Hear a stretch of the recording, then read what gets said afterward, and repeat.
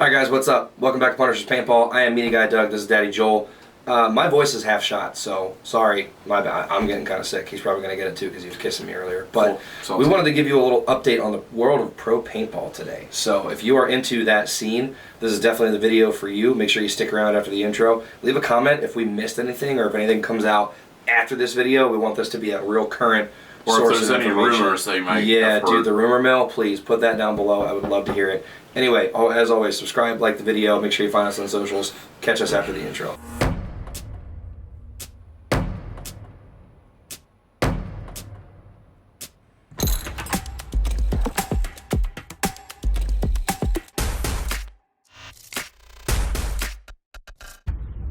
Alright Joel, so we just took a minute and compiled a list. I tried to kind of cross-check it, cross-reference it with you, and I mean, there's a ton of shit that just happened last week. So I think there's just a lot of surprising news, like stuff that I feel like a lot of us didn't anticipate. Oh, yeah. You know, there's a lot of high-profile names. Obviously, the first thing that we got to talk about is Edmonton Impact. Buying everybody. Buying everything, yeah. Mind you, some of them are returns. Like, I mean, Goldman, of course, is a return. Rainey played there forever. Sorry guys, business owner stuff. Yeah. But like Goldman and Rainey, that's not surprising. I kind of figured at least Alex would end up back there. Rainey did seem pretty happy at Tampa Bay, so I'm curious. Yeah, I so bet that was a financial I move. thought, you know, for me, it's kind of interesting because I thought the two that were most interesting is, like, everyone was talking about Marcelo moving from Dynasty. I was shocked. I was floored by that. I was surprised by that, but I also think that, like, anyone that's critical of the fact that he's moved, like, he's been with Dynasty for the last 10 years. Yeah. 10 years is a long time. It's a long time. He's really cut his teeth. Like, he is probably at the peak of his game right now, and he might as well get paid for it. I mean, for sure. You know, and I don't know what exactly what the pay structure looks like for the Dynasty guys. I know that, like, I think it's a portion of profit of, like, what they make from all that stuff. But it's like, I don't think that they're actually, like, paid from the Dynasty organization. I don't think they're making a lot, that's for sure. Who knows? But anyways, yeah, so I thought that was interesting. But I thought what was more interesting, in my personal opinion, was Rainey. Because I thought dude. The fact that, like, to your point, Rainey was a huge part of Damage's existence in the last year or two. And, you know, I think that, like, I really like the Edwards brothers. I like Jason. They're super nice. And Jake. And if you guys see this, thank you very much for being nice to my niece at Chicago. That was really cool. But they do. So we were at the same hotel as them, and Alice accidentally grabbed a banana that one of them was, like, coming back for. He had already kind of moved it off the thing, and he was like, I was taking that. Like, so she gave it to him. He ended up taking it, but I think they felt bad. So I'll drop the picture here. The next day, they wrote on all the bananas in the fruit stack. They were like, "Too smart kid, like, have a good one," something like that. They, like, wrote a whole message on it. Yeah, that's awesome. It was really. We got to hang out with them and Jeremy Lackey. Oh, okay. For a bit that night, all because my cousin offered bourbon. So sat around and hung out with them for a while. They were really cool. Tactical move for sure. But for real, the Edwards guys, the whole roster there, super nice dudes. I was shocked. Rainey seemed to be a pretty central part of, like, their vibe. I'm kind of surprised too that, like, did Keith Brown go anywhere, or did he stay with Damage? As of right now, to my knowledge, he's still with Damage. Because if they were doing anything of, like, kind of bringing the boys back, I would have thought they would have gone for J-Rab, like, brought him off the Russians or whatever. Well, so yeah, it's funny they bring up J-Rab because that was my thought would be that. But if I'm Rabikoff right now, like, I'm not leaving Red Legion. Like, you guys won, you know, they won back-to-back events in the same 2 days, in the same weekend, you know. So, and that was obviously, like, he was fundamental in those wins, and I think he's happy there. So I would assume that there was probably at least a phone call or a text message sent there, because why would you not, right? Because, like, when Impact was that powerhouse team, when it was all those guys, because you had Goldman and Keith Brown, like, that snake side was unstoppable. Goldman, Keith Brown, plus J-Rab's gunfighting anywhere you put him. Yeah, like, dude, it was stupid. For sure. So you know, probably, but here's my thing, right? Like, AC Diesel was a perfect proving grounds this year in the fact that, like, you can buy players, but you can't buy wins. You can't buy chemistry. And chemistry gets you wins, man. I mean, look at Paintball Fit, right? Yeah. You win the World Cup. Kudos to them. What a story. Like, that's my thing is, like, I don't know, man. Like, you spend all this money, and what I do like about it is the fact that, like, it brings a level of professional to the sport in the sense that these players are actually getting compensated for what they do. That's awesome. It's a living wage enough that they can just focus on that full time. Correct, yeah. So, I mean, I would hope that Impact wins a lot next year. Yep. For that reason, I get it. But I would also not be surprised if they don't. So, I'm being serious. No, I get it. The only caveat being those guys have played together before and specifically in that program. So Sure. I feel like it would be more of a coming back together of like a family, but I agree. Well, to be fair, Impact took second in Cup, right? Like they took second That's in not Cup. nothing. And and they were definitively winning that match until Paintball Fit just, threw the wrench at them and they weren't able to dodge it, Yeah. So, if you know my reference there. Yes. All right, cool. Sounds good. I don't know. I think we'll see what next year brings. Who the fuck threw a grenade on Houston Heat? Dude. That's what I want to know. So, speaking of other moves here while we're at it, obviously, so Heat's lost Tyler Harmon and they lost Connor Kelly. You mentioned something about... I heard something about Ronnie leaving, like possibly talking Aftershock or something like that. Someone said something about Heat's not playing. I'm like, okay, they're not going to not play. They're not just gone. That would have been announced already. Yeah, There's no way. So Connor Kelly, obviously, he has been a stud. Yeah, dude. Just in general, ML Keynes, and then he got signed with Heat, and now he moves to Aftershock. I think Aftershock next year is going to be very competitive. You know what? I did not. I was ignorant to their record a lot this year. I apologize for that. How did they do overall? Were they middle of the pack? They were top. I think going into Cup, if I remember correctly, they're ranked 4th. Okay. So I don't know overall what they ended up, which I could look that up while you were talking. But yeah, it was kind of interesting. Losing Connor Kelly, losing Tyler Harmon, those are two big losses for sure. You know what's funny? I would just, while you're pulling up the rest of your list and looking up something, I would just like to put this out there as just a thought piece to Heat.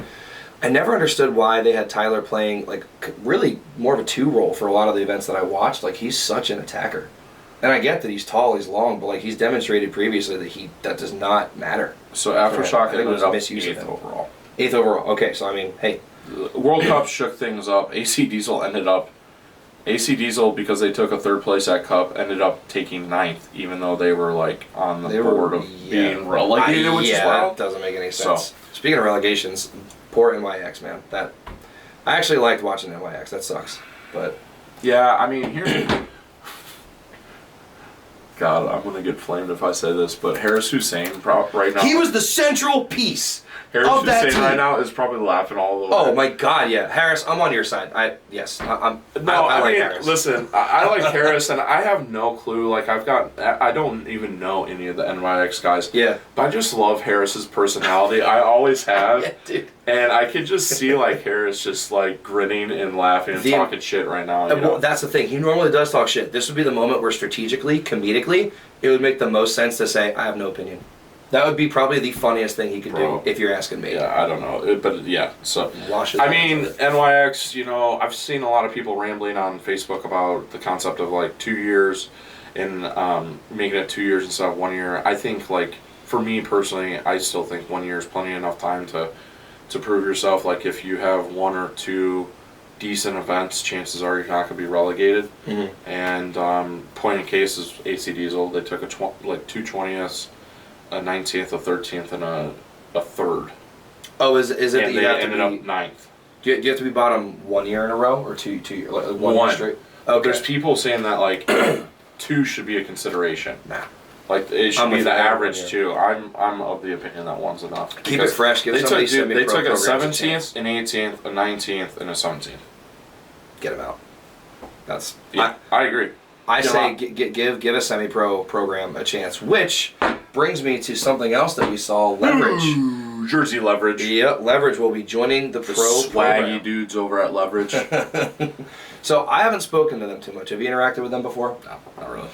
They were kind of hanging out behind our trailer and stuff, and I kind of feel bad because I didn't talk to them or anything. But busy at Cup, sorry guys. Yeah, no, but they seemed super cool, and they all seem like a really good group of guys, and what I like about Leverage is there's dudes out there still using GO3s. Yeah, dude. And it's just very the vibe is I'm good at paintball. I look good while I'm playing paintball. Yeah, they got the old. I got a little bit of swagger going on, and I can give a shit about the industry as far as and I love that. I love that.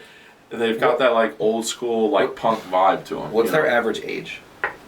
Oh, I don't know. They're younger. Okay. Well, I mean, I don't know. I think there's a few of them that are in their 30s. I would say, like, is it all like dudes in like their early mid 30s, or is it young dudes that were brought up? I think they're in their 20s and their 30s. Okay. I'll get you some data there real quick. I'll check that out. But yeah, dude, just to continue to comment, I'm with you. I'm excited to see how Aftershock does next year. I'll do a better job kind of paying attention to them throughout the season. Honestly, I mean, Ronnie has interchangeably played for Aftershock throughout his career, so it would make sense if he. Plus, this would be a hell of a time to go back.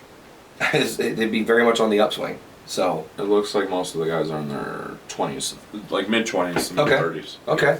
So, but yeah, I'll be curious to see how they do. I mean, obviously, like Paintball Fit, you know, proved that like if you're dominant in the semi-pro division, you're gonna at least tread water. Yep. In the professional division. You can at least hold your own.